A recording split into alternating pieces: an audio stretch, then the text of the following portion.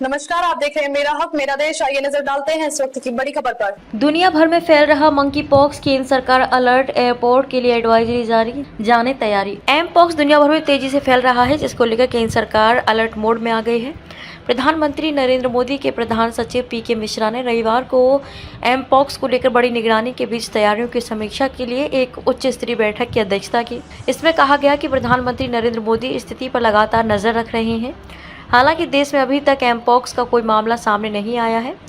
विश्व स्वास्थ्य संगठन WHO ने अफ्रीका के कई हिस्सों में इसकी व्यापकता और प्रसार को देखते हुए एमपॉक्स को सार्वजनिक स्वास्थ्य आपातकाल PHEIC घोषित किया है। कैसे फैलता है एमपॉक्स? वहीं बैठक के दौरान बताया गया कि एमपॉक्स संक्रमण आमतौर पर सेल्फ लिमिटेड होता है, जो 2 से 4 हफ्ते के बीच रहता है और इसके मरीज आमतौर पर चिकित्सा देखभाल और प्रबंधन से ठीक हो जाते हैं। अब तक उठाए गए कदमों में भारत के लिए जोखिम का आकलन करने के लिए 12 अगस्त को राष्ट्रीय रोग नियंत्रण केंद्र NCDC ने विशेषज्ञों की एक बैठक बुलाई थी।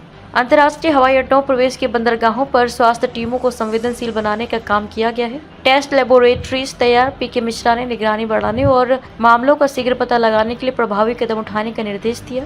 उन्होंने कहा कि टेस्ट लेबोरेटरी के नेटवर्क को शीघ्र निदान के लिए तैयार किया जाना चाहिए। वर्तमान में 32 लेबोरेटरीज परीक्षण के लिए तैयार हैं। मिश्रा ने कहा कि बीमारी की रोकथाम और उपचार के लिए प्रोटोकॉल को बड़े पैमाने पर प्रसारित किया जाना चाहिए। उन्होंने इस बात पर जोर दिया कि बीमारी के संकेतों और लक्षणों के बारे में जागरूकता अभियान चलाया जाए। 116 देशों में एमपॉक्स से 208 मौतें। WHO के पहले एक बयान के अनुसार 2022 से वैश्विक स्तर पर 116 देशों में एमपॉक्स के कारण 99,176 मामले और 208 मौतें दर्ज की गई हैं। इसके बाद डेमोक्रेटिक रिपब्लिक ऑफ कॉन्गो में एमपॉक्स के मामले लगातार बढ़ रहे हैं। पिछले साल रिपोर्ट किए गए मामलों में काफी वृद्धि हुई और इस साल अब तक दर्ज किए गए मामलों की संख्या पिछले साल की कुल संख्या से अधिक हो गई, जिसमें 15,600 से अधिक मामले और 537 मौतें शामिल हैं। WHO द्वारा 2022 में सार्वजनिक स्वास्थ्य आपातकाल की अंतर्राष्ट्रीय चिंता की घोषणा के बाद से भारत में 30 मामले सामने आए। एमपॉक्स का आखिरी मामला मार्च 2024 में सामने आया था।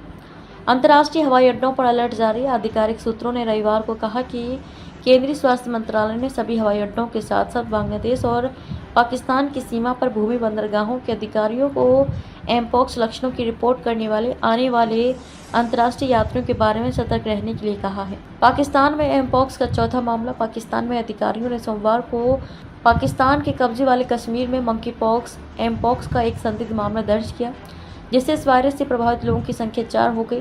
पाकिस्तान के कब्जे वाले कश्मीर POK के एक 47 वर्षीय निवासी जो हाल ही में सऊदी अरब के जेद्दा से पाकिस्तान लौटे थे। अस्पताल के focal person doctor Naseem Akhtar ने मीडिया को बताया कि मरीज में एमपॉक्स के अनुरूप लक्षण दिखे और उसे PIMS में ऐसे मामलों के लिए नामित एक स्पेशल वार्ड में रखा गया है।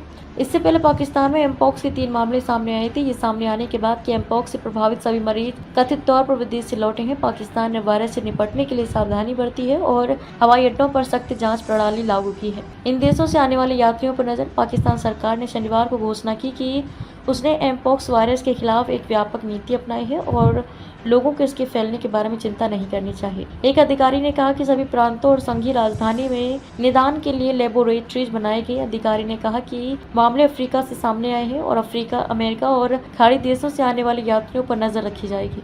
प्रधानमंत्री शरीफ ने की बैठक। प्रधानमंत्री शहबाज शरीफ ने भी एमपॉक्स के मुद्दे पर एक बैठक की अध्यक्षता की और बीमारी के प्रसार पर कड़ी निगरानी रखने का आदेश दिया।